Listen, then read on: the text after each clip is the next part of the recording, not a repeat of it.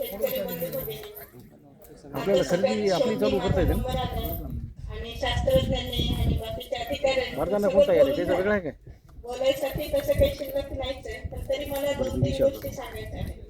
जसं की आत्मा योजनेअंतर्गत आता जे सेंद्रिय जैविक निविष्ठा केंद्र आपल्या फार्मा प्रोड्युसर कंपनीला दिलेलं आहे, त्याचा उपयोग तर तुम्ही घेणारच आहे.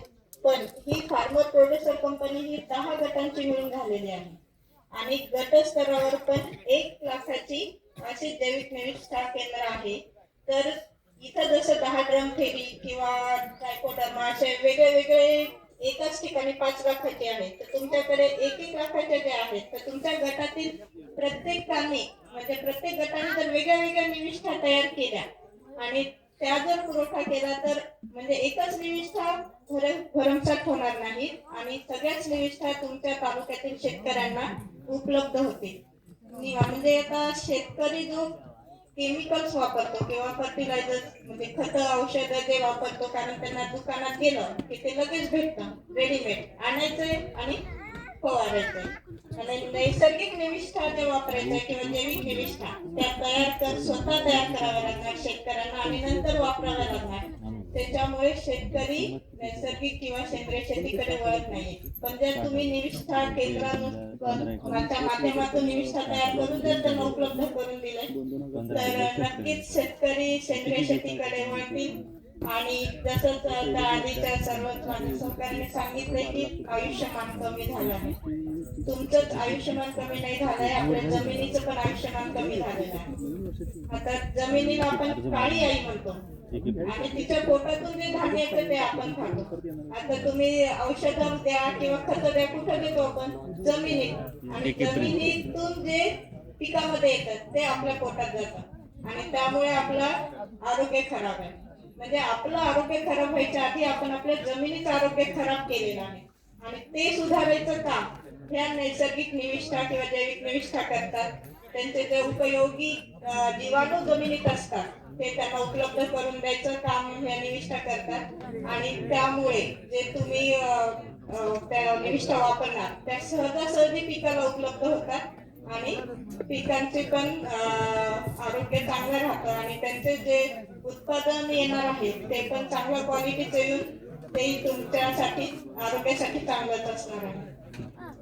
आता जे आरोग्याच्या समस्या आहेत त्या आपण सगळे सध्या अनुभवतो आहे. हे जर आता तुम्ही काहीच नाही केलं आणि असंच ठेवलं सगळं तर तुमच्या पुढच्या ज्या पिढीला आहे खूप घातक ठरणार आहे. त्यामुळे हे जमिनीचं आरोग्य सुधारणं ही आज तुमची नैतिक जबाबदारी झाली आहे शेतकऱ्यांची. आणि कोण म्हटलं तर माझ्या लक्षात नाही की मी शेती करतो हे सांगणं लोकांना लाजिरवाणं वाटतं.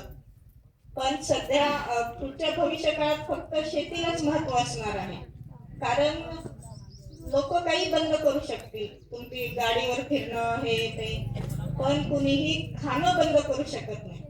आणि जेवण जे भेटतं ते शेतीतून उत्पादन होणाऱ्या याच्यापासूनच होतं. त्यामुळे शेतीला लाजिरवाणं गोष्ट म्हणायचीच गरज नाही आहे. शेती ही तुमच्यासाठी एक दीर्घकाळाचा बिझनेस म्हणून बघा. ह्याच्यानंतर शेतीला खरंच खूप महत्व येणार आहे. आता तुम्ही आजकाल पाहिलंय की रस्त्यांचं काम खूप सुरू आहे. गावातून रस्ता गेला की गावाचे लगत झालेली जमीन काय करायला लागली? प्लॉटिंग झालं, पैसा मोकळा. ते पैसे येतात, काही वर्ष काही दिवस तुमचं चालेल त्याच्यातून, पण ते तुम्हाला आयुष्यभर पुरणार नाहीये. आणि शेतीमधून जे उत्पादन घेणार आहे तुमच्या पुढच्या पिढ्या जाणारा बिझनेस आहे तो, आणि तुम्ही एक बिझनेस म्हणून त्याच्याकडे बघा. आणि जसं आता सरांनी पण सांगितलेलं आहे, शेतीला हा जोडधंद्याची पण आवश्यकता आहे. कारण सध्या निसर्गाचं यावर्षी पाऊस खूप झाला, बरंच हे झालं, नुकसान झाले शेतकऱ्यांचं, उत्पादन पाहिजे तसं आलेलं नाही. त्यामुळे जर पिकामध्ये काही नुकसान झालं तर दुसरा जोडधंदा तुम्हाला तुमच्या उपजीविकेसाठी असणं फार गरजेचं आहे. आणि त्यामुळे शेतीसोबतच तुम्ही एखाद्या जोडधंद्याचं त्याचे पण तुम्ही काय काय करू शकता सांगितलेलं आहे. शासनाच्या योजना पण भरपूर आहेत, त्याचा उपयोग घ्या. आणि सगळ्यात आता कंपनी स्तरावरच नाहीये, तुमचे जे गट स्तरावरच्या पण आहेत जैविक निविष्ठा केंद्र, तेही अतिशय चांगल्या पद्धतीने तयार करा.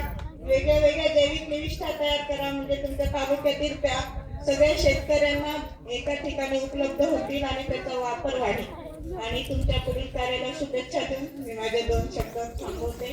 आयोजकांचे मनापासून धन्यवाद, त्यांनी मला इथे बोलण्याची संधी दिली. धन्यवाद मॅडम.